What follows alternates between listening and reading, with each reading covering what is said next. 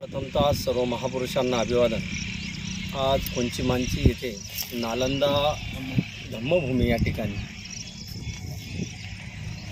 भंते करुणानंद यांनी जे आज इथे आज कुठं बघितलं आपण शहरी भागात, तर आज विहाराचा प्रश्न बघितला तर आपल्या विहारांकडे दुर्दशा झालेली असताना अशा ग्रामीण भागात एक अद्ययावत असं विहाराची निर्मिती केली। ध्यानधारणा केंद्र आहे, म्हणजे भवितव्यात आपल्याला या जागेपासून नवीन जे आपण बदंत तयार होतात तर ह्या जागेपासून तयार होतील। भवितव्यात धर्माचं रक्षण, बुद्ध धर्माची जी आपली पाळेमुळे आणि ज्याचा गाढा अभ्यासक असे तयार होणार तर इथून तयार होतील। त्यासाठी वंचित बहुजन आघाडीच्या वतीने उत्तर अहमदनगर या जिल्हाध्यक्ष या नात्याने मी सर्वांना एक आवाहन करतो तर नक्कीच एक वेळ अवश्य भेट द्या।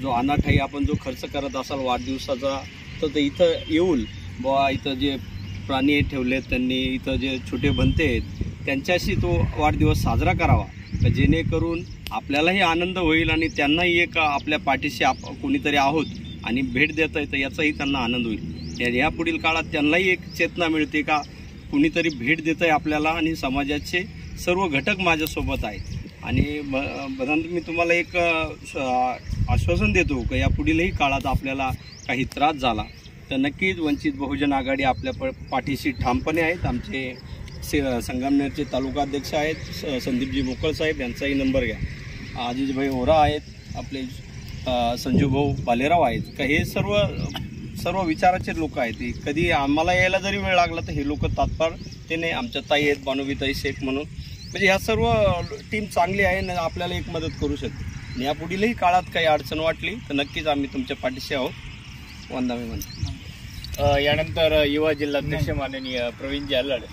आपण